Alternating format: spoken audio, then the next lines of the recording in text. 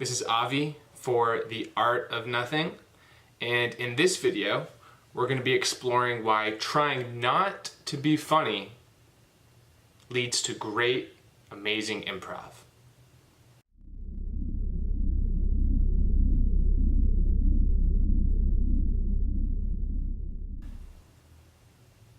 This idea that you need to be funny in improv is kind of a beginner intermediate approach to improv comedy. A lot of the times when we're just starting out, we think that we need to be funny on stage in order to succeed. And that simply is not true at all. One of the greatest things in improv that you can do for your team, for yourself, and for your scene partner or partners is not try to be funny. And this is going to sound really counterintuitive, but stick with me here, because if you can really grasp this concept, you'll do amazing improv scenes. And here's the insight, or here's the key nugget. If you want to do funny scenes, don't be funny. And I'm going to unpack this a little bit and give you guys an exercise at the end to try with your team at practice or by yourself or in a show setting. So stick around. I'm going to explain the exercise at the end.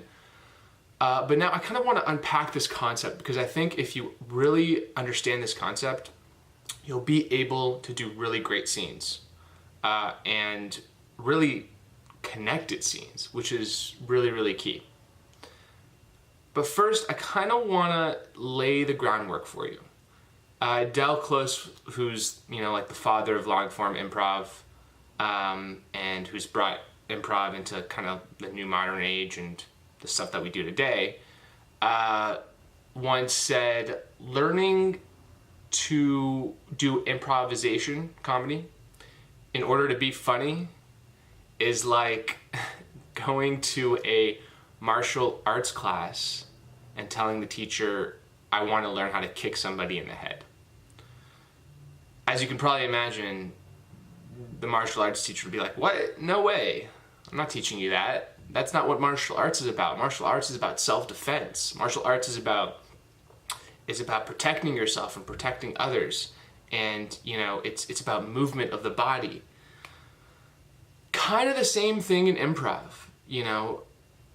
If you want to learn how to be funny and while you're learning how to do improvisation, it's not about being funny. It's about the moment, the scene that you're in, who your scene partner is, the team setting, group mind. It has to deal with a lot of various aspects, not just being funny. Being funny is a byproduct of all of your work. It's not the goal. Your goal is to have deep relationships, emotional connections, behavioral patterns,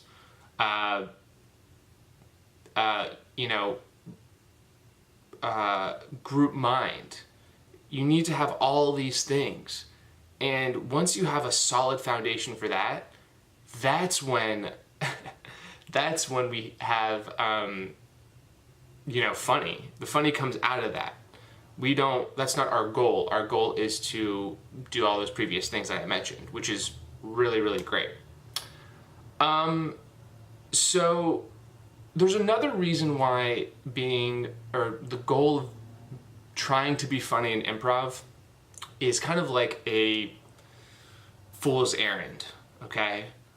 One is it puts you into what I like to call monkey mode. And monkey mode is a way to describe the desperation or the need to get a laugh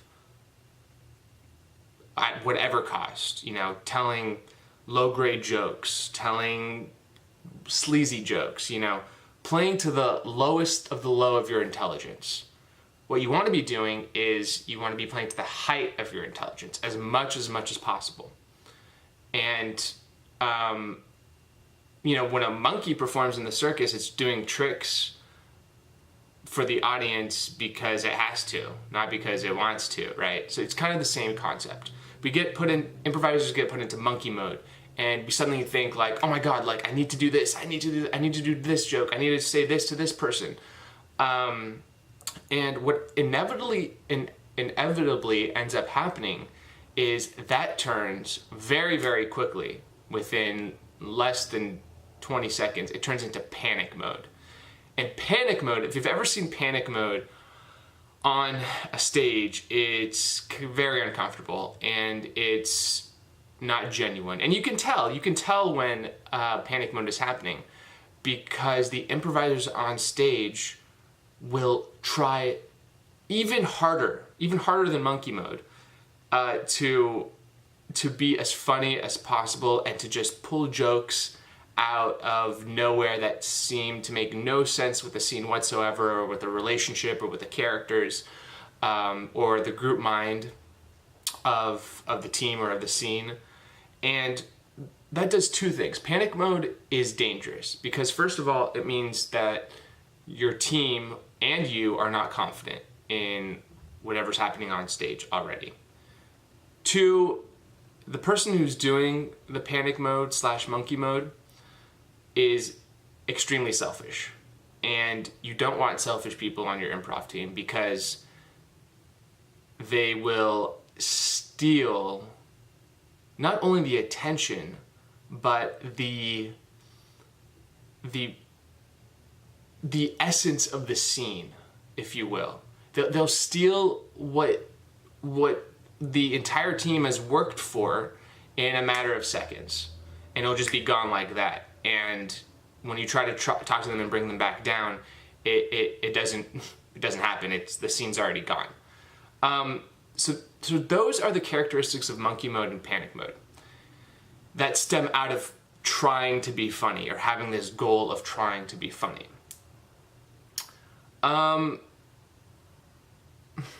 There's another thing that we sort of do that gets us into this mindset of trying to be funny, and it's very, very misleading, if you will.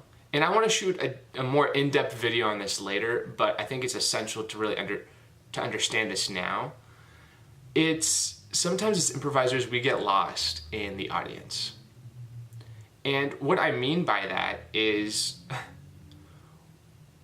we'll feed off their energy, right? Which is good up to a certain point, right?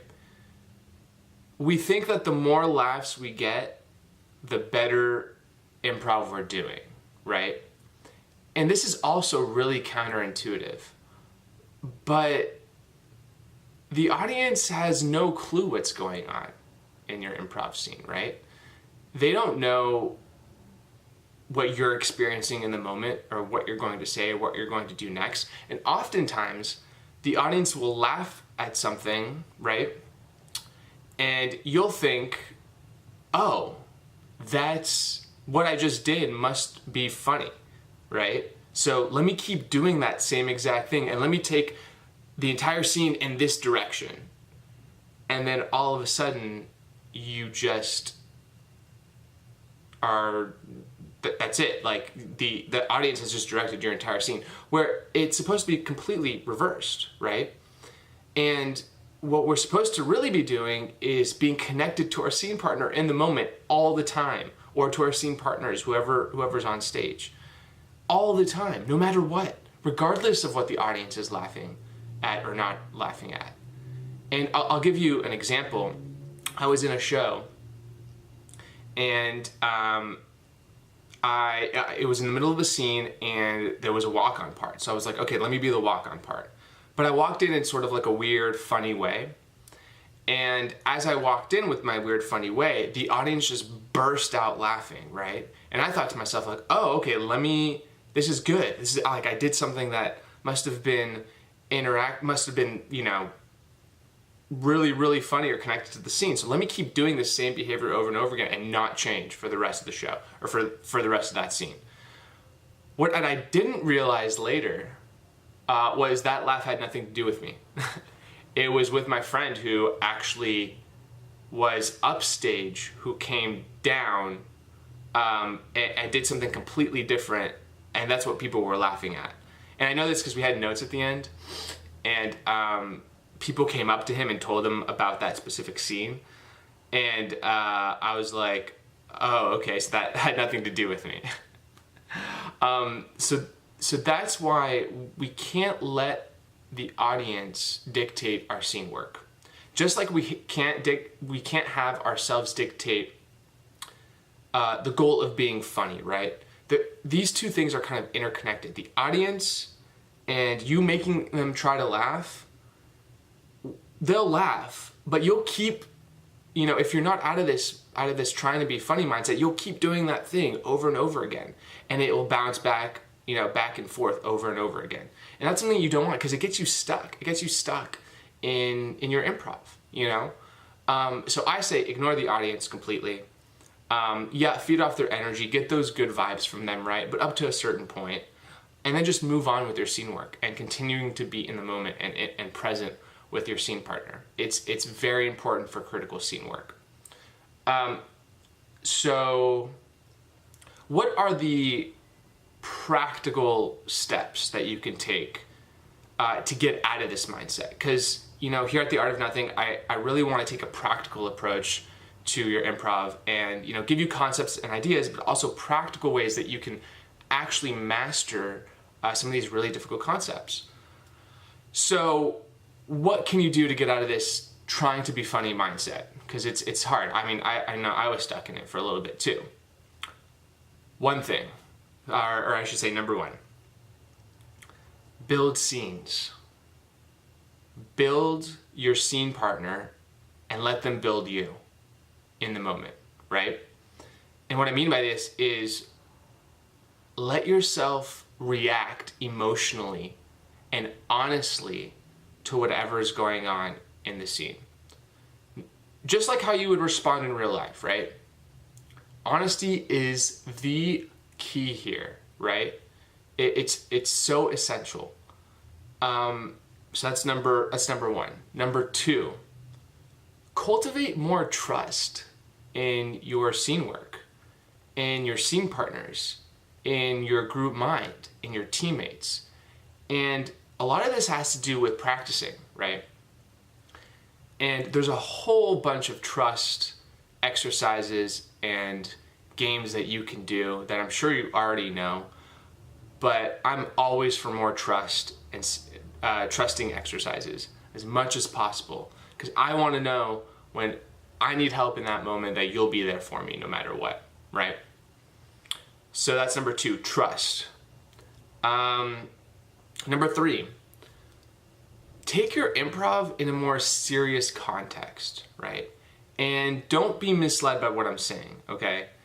What I mean by serious context is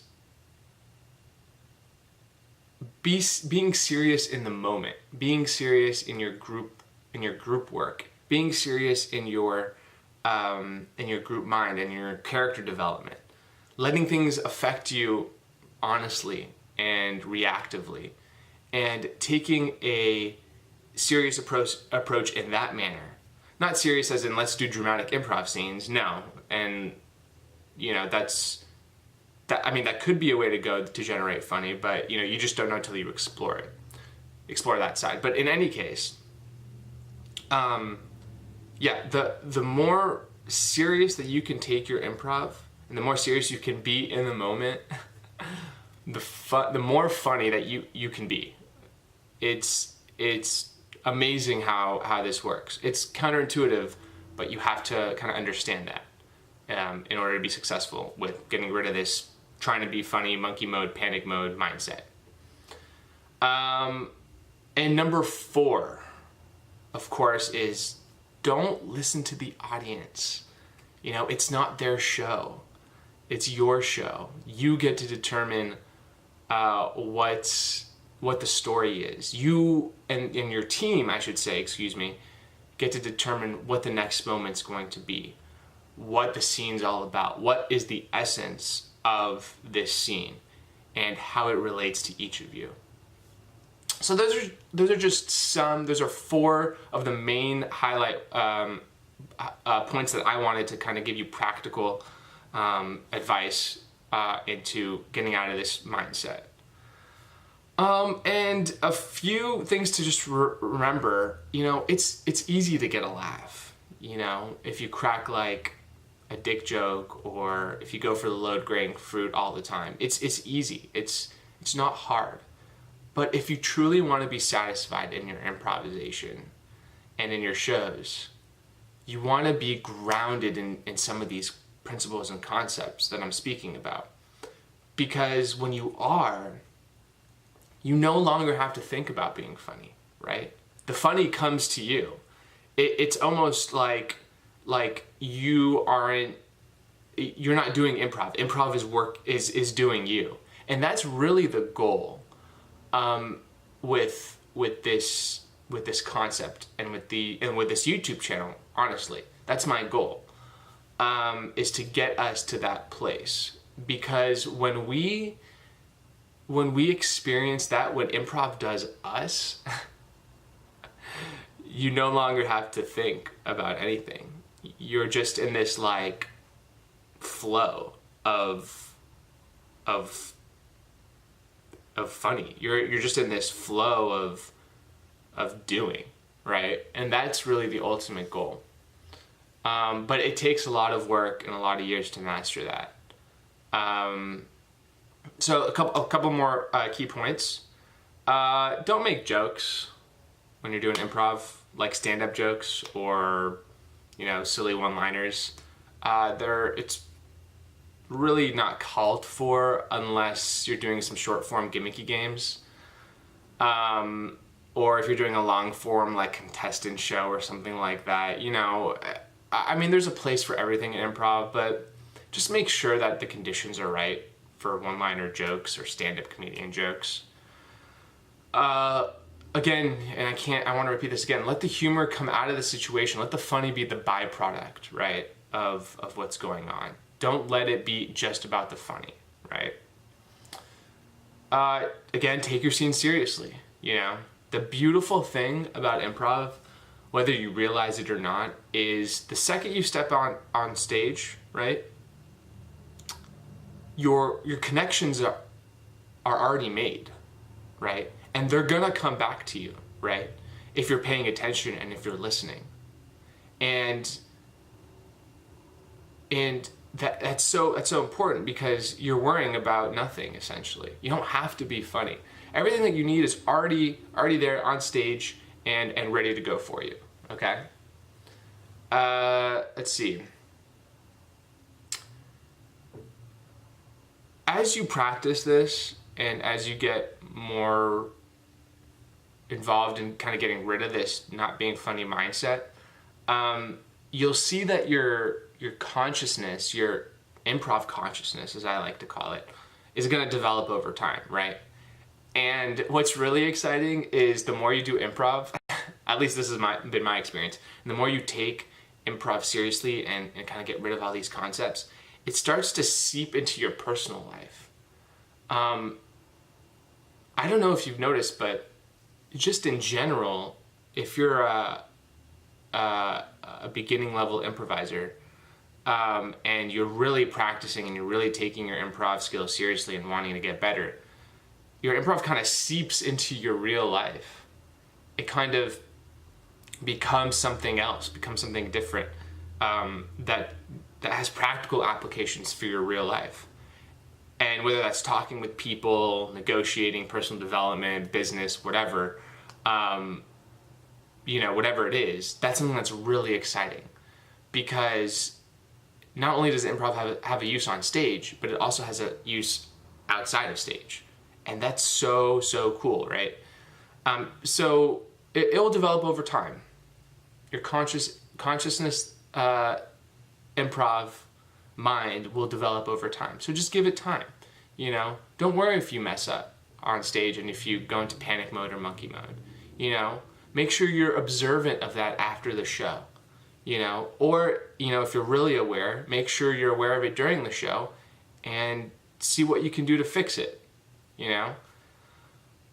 So that's something that's important as well. I'm going to have way more videos on awareness in improv in the moment and consciousness, subconsciousness stuff and improv stuff. It's going to be great. I'm really excited to shoot these videos.